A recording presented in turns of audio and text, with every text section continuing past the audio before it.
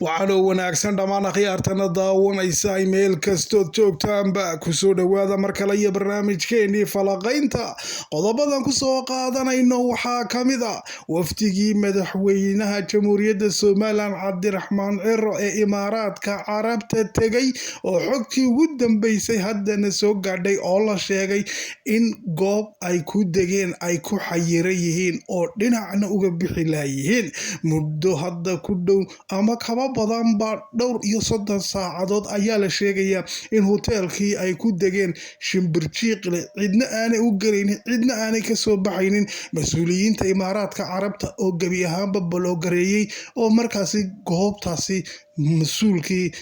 cabdiraxmaan ciro ahaa iyo mas-uuliyiintii la socotayba cidna inay u gasho cidna inay kasoo baxdo lama ogola. Dhinaca kale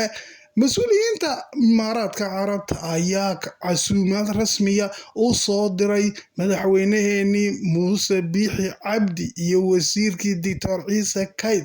waxa ay yidhaahdeen imaaraadkii annagu madaxweyne muuse biixi iyo doctor ciise kayd ayuun baanu u haysanaa inay somalilan mas-uul ka yihiin, iyaga ayuun baanu la xaalaynaa wixii magaratay iskaashi dhaqaale iyo ama iskaashi military iyo wax walo heshiisyo kasta oo markaasi ay imaaraadku la galaysa somalilan annagu waxaan u daba fadhiisanaynaa oo keliya oo aanu u aqoonsanahay inay yihiin madaxdii qaranka somalilan madaxweyne biixi iyo markaa xukuumadiisii oo markaa wasiirka arrimaha dibadda doctor ciise kayd. labada nin oo keliya ayuuban heshiisyo xitaa la geli karnaa,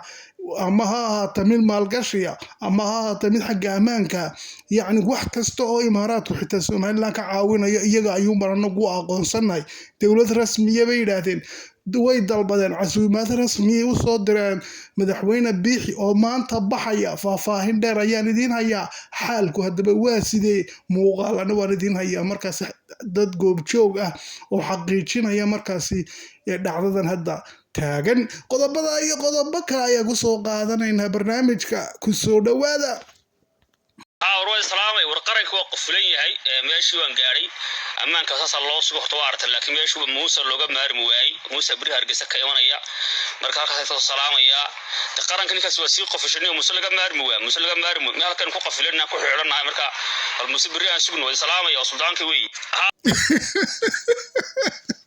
والله الله وحرقني بيدي وارهن كاسبوا مسؤول كميدا بوقتي مسؤولين رئيس somalilan ama magda shacabka rees somalilan ee marka imaaraadka carabta jooga kaasi oo marka goobtii marka ku soo degay madaxweyne ciro ayuu joogaa deemka 48 saacadood ba saacadu markaasi ku socotaaba waxaana weeyla ayaa hadda cidna inay u gasho shimbirjiiqle. shimbirna ma galaysa, shimbirna kama soo baxayso goobtii ay markaasi ku sugnaayeen wafdigii madaxweyne ciro iyo markaasi wafdigiisa wasiirkii arrimaha dibadda oo la socday iyo mas-uuliyiin kale iyo sida oo kale la taliyay xagga ammaanka, la taliyay xagga maaliyadda ninkii beyle la oran jiray ee dowladii hore ee Soomaaliyana ka ahaa markaasi wasiirka maaliyadda ahaan jiray. haddaba su'aashu waxay tahay imaaraadkii carabtu waxaaba yidhaahdeen idimaba aqoonsaninba dowladan aad sheeganaysaan leedii somalilan baanu matalnaa idima aqoonsanin bay qaar wararka haddana soo gaaraya waxay sheegayaan iminka siduu ninkaas xitaa hadalka u dhigay. yacni waxay leeyihiin dowladii hore markaa madaxweyne muuse biixi cabdi inagu iminka dowladii hore u naqaano dee maogtahay doorashooyinkii dhacay waa ka dacira markaasi ku guuleystay ayaa markaasi waxay ku leeyihiin haddaba dowladii hore annagoo dowlad rasmi u haysanaa ee madaxweyne muuse biixi cabdi iyo wasiirkiisii arrimaha dibadda doctor ciise kayd anagoo mas-uuliyadaas oo keliya tumaanu qaabilaynaaye anu madaxweynahan aad wadataan iyo moogta wasiiradan aad wadataan yacni maba aqoonsanin bay taageen meel bay ku xidhan yihiin ilaa iyo haddaba lagu leeyahy. marka haddaba su-aashu waxay tahay waa nin xaggaba markaa wax ka qaldan yihiin. ma imaaraadkan ogeyn doorashadeenii dhacday? ma imaaraadka ma garatay mas-uuliyiintan uu wato cabdiraxmaan ciro ayuu ka shakisan yahay? yacni mise yacni doorashadii dhacday gebi ahaanba ayuu imaaraadku u arkaa mid aanan waxba kama jiraana. xitaa waxa uu leeyahay mas-uuliyiinta markaasi madaxweynuhu hadda la kulmi doono madaxweyne biixi casuumaad rasmiya loo soo diray oo markaa waxa weeyaan oo imaaraadka carabta wixii dhaqaale iyo fan iyo ammaan bixinayna bay yidhaahdeen annagu madaxweyne muuse bixi ayuunbaa naga qaadi kara cid kale nagama qaadaysa bay yidhahdeen ma aqoonsanin dowlad jirtaba uma haystaanba cabdiraxmaan ciro xukuumaddiisii marka waxa isweydiinle sababtii laynagu lahaa diyaarad bay soo direen casuumaad rasmiyay soo direen ma diyaaradii royal jetka ahayd baan waxba ka jirin dahleen ragga casuunti wadada aqoonsan tahay ma casuumaadii uu markaa afayeenka markaa deyrinoo sheegayay baan waxba ka jirin miya mise talo xaggee wax ka qaldayin iridada diyaarad soo dirtay oo casuumad soo dirtay haddana kuma loo garayn kartid demel marka dadka qaarkood marka loo fiirsaday waxay leeyihiin niyo mala casuumadaasan jirin dhinaca kale anigu haddaba fikirkayga haddii aan hadlo waxaan is leeyahay malaha waxa weeye ma garatay yacni wafdigan uu sii kaxaystay mas-uuliyiintan cabdiraxmaan cira sii kaxaystay nin ay far ku godan tahay oo imaaraadka ay isnacib yihiin baa ku jira aan idiin sheega runtee anugu kaasaa ka shakisanahay waa ninka bayle la yidhaahdo markaa la taliyaha u ka dhigtay cabdiraxmaan madaxweynuhu markaa ninka bayle la yidhaahdo waxaad ogaataa dowladdan imaaraadka carabta cadaawad weyn baa ka dhaxaysa waqtigii wuxuu ahaa wasiirkii hore ee maaliyadda ee soomaaliya ayuu bayle ahaa waqtigii dowladdii farmaajo waxaan ku yidhi marye dhiiglay kala furteen imaaraadka xitaa lacag iyo deeq u sida ma garatay dowladdii farmaajo ayay fadaaxadeeyeen burush marmariyeen intay lacagtii ku qabteen malaayiin dollar oo shandada lagu sido intay airportka ku qabteen bay yidhaahdeen imaaraadku waxa weeye argagixiso lacagtan ammaanku markaas wax ku yeelayaayo yacni fadeexad bay ku abuureen iyagoo markaa dowladdii qatar dee dibka u ruxaya oo mugti qatar baa adeegsanaysay qatar iyo imaaraadkuna col bay haayeen waqtigaasi ninkani waxa uu markaasi baylahaa suntii markaasi waqtigaasi kaga ilmaysiisay ee marka dhibka weyn u geysatay imaaraadka carabta ee billions of dollar uu markaasi imaaraadku geliyay Soomaaliya ku kaliftay lacagtaas in markaasi uu imaaraadku ka qoosto oo cidii markaa xamar intaasoo lacag geliyay ka soo eriyaday imaaraadka ee ka dambeeyay dhibka loo geystay bayluha haddaba madaxweynaheenan cabdiraxmaan ciro inuu qiimeeyo miyaan ahayn ma ninka sunta isku ahaayeen imaaraadka carabta ee ay waxaasoo dhibaataa isku geysteen inaad sii kaxaysatid oo tiraadid wafdigaygu ka mid ahaanaya de backgroundka caalamka waa la eegaa qof walba backgroundkiisa wax walba waa recorded qof waloo dhib geystay